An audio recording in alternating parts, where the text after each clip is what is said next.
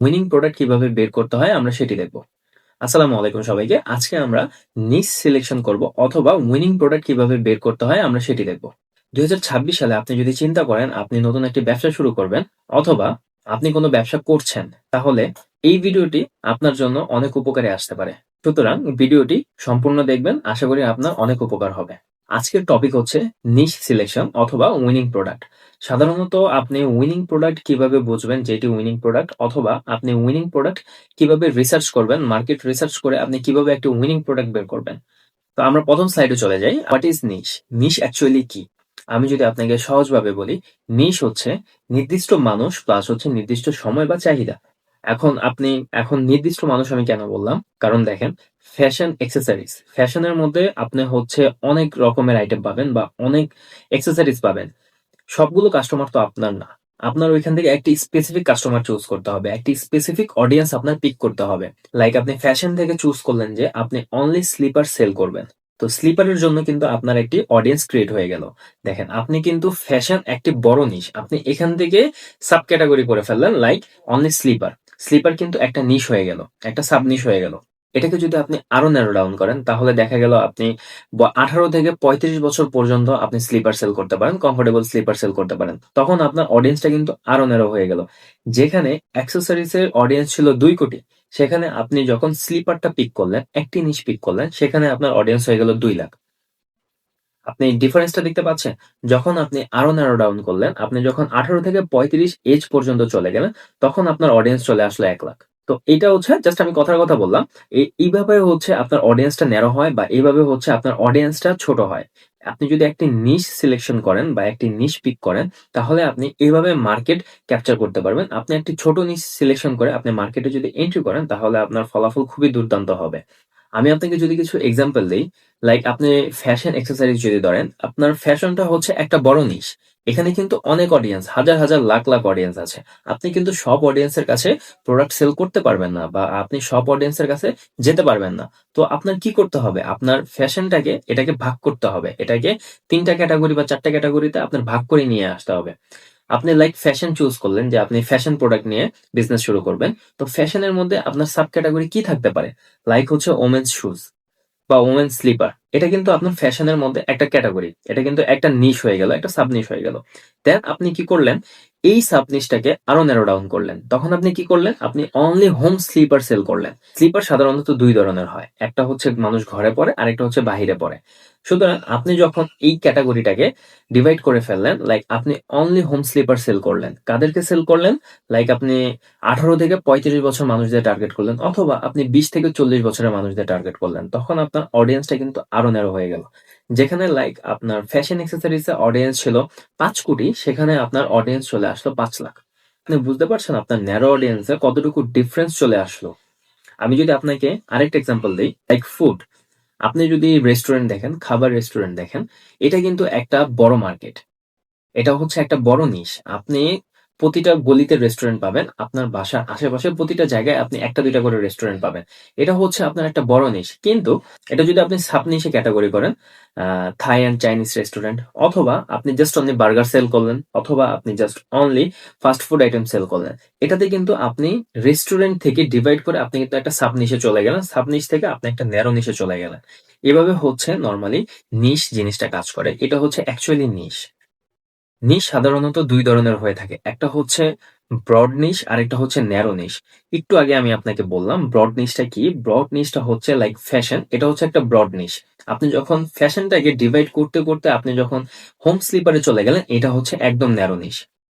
Broad নিশ অডিয়েন্সের অনেকগুলো সুবিধা আছে। ঠিক তেমন অসুবিধাও আছে। আমরা ১ম এ ব্রড অডিয়েন্সের কিছু সুবিধা নিয়ে কথা বলব। লাইক আপনি যদি ব্রড অডিয়েন্স নিয়ে কাজ করেন, তাহলে আপনার কাস্টমার বেসটা হবে খুবই বড়।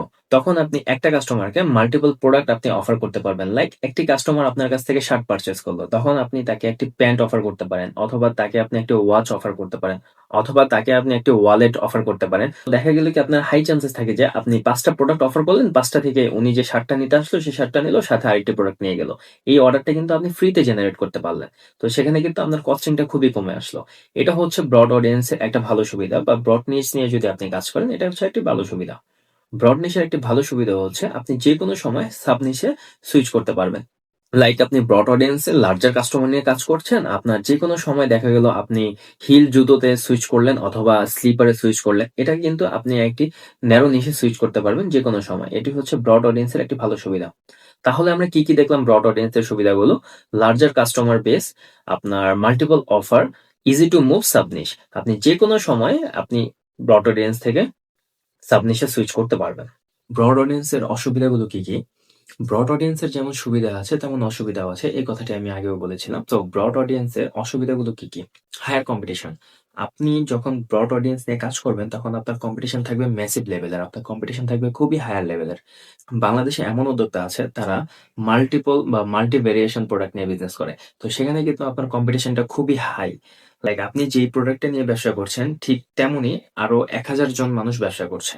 কেউ কিন্তু নিশ নিয়ে ব্যবসা করছে না। আপনার মতো বড় অডিয়েন্স নিয়ে ব্যবসা করছে, আপনার মতো বড় কাস্টমার নিয়ে ব্যবসা করছে। তো সেক্ষেত্রে আপনার কম্পিটিশনটা থাকবে খুবই হাই এবং আপনার কম্পিটিশন যদি হাই থাকে তাহলে আপনার ডলার স্পেন্ডটাও থাকবে খুবই হাই।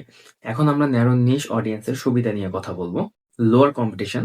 ন্যারো অডিয়েন্সের খুবই ভালো একটি দিক হচ্ছে আপনার লোয়ার কম্পিটিশন। আপনার কম্পিটিশন নাই বললেই চলে বা আপনার কম্পিটিশন খুবই কম, হাতে গোনা খুবই কম আপনার কম্পিটিশন। আপনি যদি অ্যাক্সেসরিজ প্রোডাক্ট নিয়ে ব্যবসা করেন তখন আপনার অডিয়েন্স থাকবে হচ্ছে ১,০০০। যখন আপনি সেটাকে সাব নিশে কনভার্ট করবেন, সেটাকে যখন আপনি ন্যারো নিশে নিয়ে যাবেন, লাইক আপনি যখন home slipper, only home slipper যখন সেল করবেন তখন আপনার অডিয়েন্সের সংখ্যা চলে আসবে ৫,০০,০০০ থেকে ৫,০০,০০০। এটা কিন্তু ন্যারো নিশের একটি সুবিধা বা এখানে উইনিং হওয়ার চান্সেসটা খুবই হাই থাকে এবং এর পাশাপাশি আপনার ডলার স্পেন্ড হবে খুবই কম। সাধারণত আমরা প্রতিদিন ফেসবুকে অনেক অ্যাড দেখে থাকি। কয়টা অ্যাড আমাদের মনে থাকে? আপনি ভাবুন, লাইক আপনি যখন ন্যারো অডিয়েন্স নিয়ে কাজ করবেন, ন্যারো নিশ নিয়ে কাজ করবেন, তখন আপনার প্রোডাক্ট থাকবে স্পেসিফিক। আপনার একই প্রোডাক্ট, আপনার একই অ্যাড, একই মানুষের কাছে একদিনে ৫ বার ১০ বার করে শো হচ্ছে। তখন সে অডিয়েন্সের সাবকনশিয়াস মাইন্ডটা কাজ করবে। তখন সে প্রোডাক্টের প্রতি একটু সিরিয়াস হবে বা প্রোডাক্টটা পারচেজ করার প্রতি তার একটা ক্রেভিং চলে আসবে। এটা হচ্ছে ন্যারো অডিয়েন্সের একটি ভালো দিক। আপনি যখন ন্যারো নিশ নিয়ে কাজ করবেন তখন আপনার ডলার স্পেন্ডটা হবে খুবই কম। আপনার লোয়ার ডলার স্পেন্ড খরচ হবে। তেমন আপনার টার্গেট অডিয়েন্স গুলো হবে ইজিয়ার। যেখানে আপনার আগে ২,০০,০০,০০০ মানুষদের টার্গেট করা লাগতো বা ১,০০,০০,০০০ মানুষদের টার্গেট করা লাগতো। এখানে এখন আপনি মাত্র ৫,০০,০০০ বা ১০,০০,০০০ অডিয়েন্সকে টার্গেট করছেন। তাহলে আপনি চিন্তা করেন আপনার অডিয়েন্সটা কতদূর কমে আসলো। তো এখানে আপনার উইনিং হওয়ার চান্সেসটা খুবই হাই থাকে। ন্যারো অডিয়েন্সের যেমন সুবিধা আছে, ন্যারো অডিয়েন্সের ঠিক তেমন অসুবিধাও আছে। ন্যারো অডিয়েন্সের অসুবিধাগুলো কি? Limited customer based. ন্যারো অডিয়েন্সের লিমিটেড কাস্টমার বেসড হওয়ার কারণে আপনি যেকোনো সময় চাইলে ব্যবসা স্কেল করতে পারবেন না, ব্যবসা স্কেলেবল করতে পারবেন না। আপনি চাইলেন আজকে ১,০০০ প্রোডাক্ট সেল করলেন, আপনি চাইলে পরশুদিন আরো ১০,০০০ প্রোডাক্ট সেল করবেন। আপনি ব্যাপারটা কিন্তু এমন না। আপনি এরকম করতে পারবেন না। কারণ আপনার অডিয়েন্স ন্যারো, আপনার অডিয়েন্স ছোট। আপনি চাইলেই এই ব্যবসাটাকে আপনি বহুদূর পর্যন্ত স্কেল করতে পারবেন না। হ্যাঁ, আপনি স্কেল করতে পারবেন বাট লিমিটেড।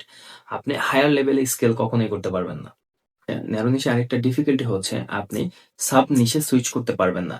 যেমন আপনি ব্রড অডিয়েন্সে ব্রড নিশে যেমন আপনি সাব নিশে সুইচ করতে পারতেন, ন্যারো নিশে আপনি কিন্তু সাব নিশে সুইচ করতে পারবেন না। কারণ হচ্ছে আপনি করছেনই সাব নিশ নিয়ে ব্যবসা বা আপনার নিশটা হচ্ছে একদম ন্যারো। এর থেকে যদি আপনি ন্যারোতে যান তাহলে আপনার অডিয়েন্সে থাকবে না। তো আপনার লস হওয়ার চান্সেসটা খুবই হাই থাকবে।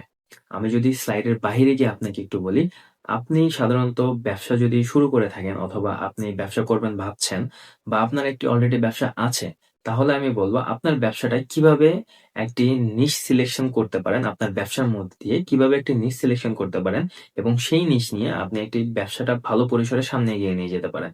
লাইক আপনারা ২০২৬ সালে যদি নতুন ব্যবসা শুরু করবেন চিন্তা করছেন, তাহলে এই টার্মস বা এই প্রসেসে আপনি যদি সামনে আগান তাহলে আপনি একটি ভালো রেজাল্ট পাবেন। নিশ সিলেকশনের আমি আরো অনেকগুলো ভিডিও দিব। আশা করি সেই ভিডিওগুলো যদি আপনারা দেখেন আপনারা অনেক উপকৃত হবে।